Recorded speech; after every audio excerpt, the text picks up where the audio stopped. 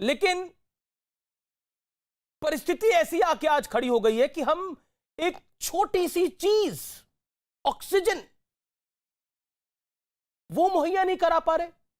Corona के patient तो छोड़िए, किसी के हार्ट का ऑपरेशन हुआ है, किसी के ब्रेन का ऑपरेशन हुआ है, कोई कैंसर पेशेंट है, उसको ऑक्सीजन अगर नहीं मिलेगी वो कहां जाएंगे वो लोग। सिर्फ कहानी कोरोना के पेशेंट की नहीं है। ऑक्सीजन अगर पूरे अस्पताल में खत्म हो रही है तो उसमें बाकी पेशेंट्स भी नहीं बच पाएंगे। इसलिए मैं बार बार बोल रहा हूं, और ये हर जगह स्थिति ऐसी है, हर जगह स्थिति ऐसी है। हाथ जोड़ के मेरा निवेदन है, रोहन गुप्ता, गौरव भाटिया, अवनिजेश अवस्थी, तौसीफ खान, संजीव झा, पॉलिटिकल स्कोर बाद में सेटल होते रहेंगे। जो डॉक्टर अरविंद कुमार बात बोल रहे हैं वो बड़ी मूलभूत है। संजीव, मौजूदा परिस्थिति हमारे सामने है, दिल्ली की परिस्थिति हमारे सामने है। क्या आपको लग रहा है कि कोऑर्डिनेशन की कमी है सेंटर के साथ? क्योंकि कुछ दिनों पहले तो अरविंद केजरीवाल ने धन्यवाद कहा था कि सेंटर का। देखिए, मुझे लगता है अमीश जी, जब हम इस चैनल पे बैठ के हम सब लोग बात कर रहे हैं तो मैं डॉक्टर साहब की बात से बिल्कुल इत्तेफाक रखता हूं कि आज हाहाकार की कमोबेश स्थिति है, लोग बहुत पैनिक हैं। तो लोग ये जानना चाहते हैं कि आखिर इसका समाधान कैसे होगा।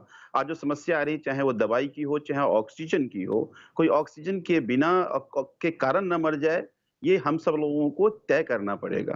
मुझे ये लगता है कि जब आप बात कर रहे हैं तो आप हम सब लोगों को सभी पार्टी से ऊपर उठ करके एक भारतीय होने के नाते हम सबको सोचना पड़ेगा। क्योंकि कमोबेश क्राइसिस की सिचुएशन है। दिल्ली को, अगर दिल्ली की ही बात करें तो दिल्ली को 378 मीट्रिक टन ऑक्सीजन मिलती थी। जी जी, पिछले 3 दिन से मैं देख रहा हूं कि उसमें भी कमी आ गई। अब एलोकेशन की बात 480 मीट्रिक टन कर दी गई थी, लेकिन अभी उससे कम मिल रही है। मैं आ रहा हूं अमित जी जी, एलोकेशन 480 मीट्रिक टन की गई। तब सीएम साहब ने धन्यवाद किया कि आप केंद्र सरकार ने हमारे एलोकेशन को बढ़ा दिया। लेकिन 2 दिन से देख रहे हैं, चाहे हरियाणा से हो, उत्तर प्रदेश से हो, हमारे ट्रक बाहर लगे हुए हैं लेकिन वहां से वापस नहीं आ रहे हैं। कल आपने हरियाणा के गृह मंत्री का बयान आपने भी सुना होगा। उन्होंने कहा कि हम अपने सभी प्लांट पे अपने अधिकारी को बैठा दिए हैं, हम हरियाणा के बाद ही किसी प्रदेश को देंगे। तो अगर अफरा-तफरी इस तरह की हो जाएगी तो फिर बहुत मुश्किल होगी। तो हम लोगों को जिम्मेदारी फिक्स करना पड़ेगा। मैं कोई दोषारोपण नहीं कर रहा। मुख्यमंत्री जी ने धन्यवाद किया तो आपने एलोकेशन बढ़ाया।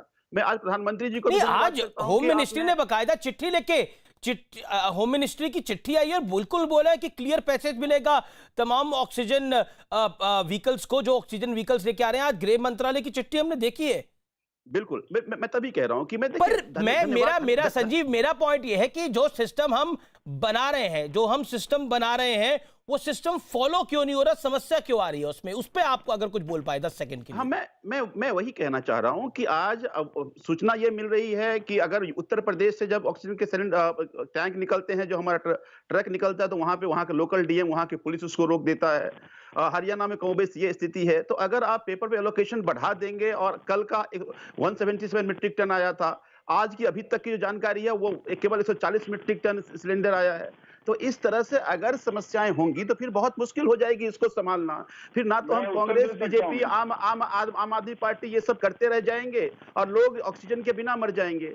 देखिए, मैं प्रधानमंत्री जी का धन्यवाद करता हूं कि इन्होंने बंगाल के चुनाव की रैली, महत्वपूर्ण रैली को कैंसिल करके ऑक्सीजन को ज्यादा महत्वपूर्ण समझा। मैं उनको धन्यवाद करता हूं, लेकिन समाधान निकलना चाहिए। हम यहाँ तू मैं करते रह जाएंगे और यहाँ जनता ऑक्सीजन के बिना मर जाएगी तो फिर मुश्किल हो जाएगी। जी जी, आज जरूरत है हम सब लोगों को बड़ा रिस्पॉन्सिबिलिटी, बहुत बड़ी रिस्पॉन्सिबिलिटी है। करना पड़ेगा। देखिए, बहुत बड़ी रिस्पॉन्सिबिलिटी है आज की तारीख के अंदर, नेताओं के ऊपर बहुत बड़ी जिम्मेदारी है जो सरकारें चला रहे हैं।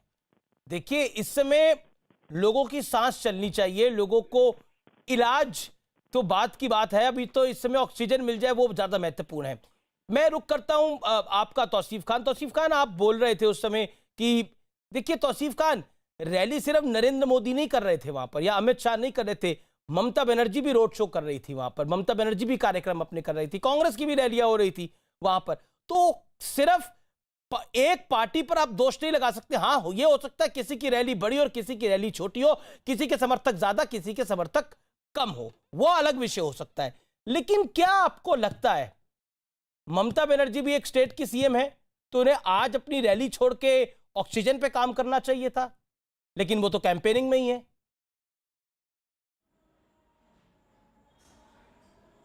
देखिए, रैली को आपने बहुत सरल लफ्ज़ों में कह दिया कि सब कर रहे थे। फ़र्क उसमें यह है कि बीजेपी की रैली में केंद्रीय सरकार के जो नंबर 2 के नेता हैं मोदी जी के बाद, अमित शाह जी, वो दिल्ली से यहाँ आकर के रैली कर रहे हैं।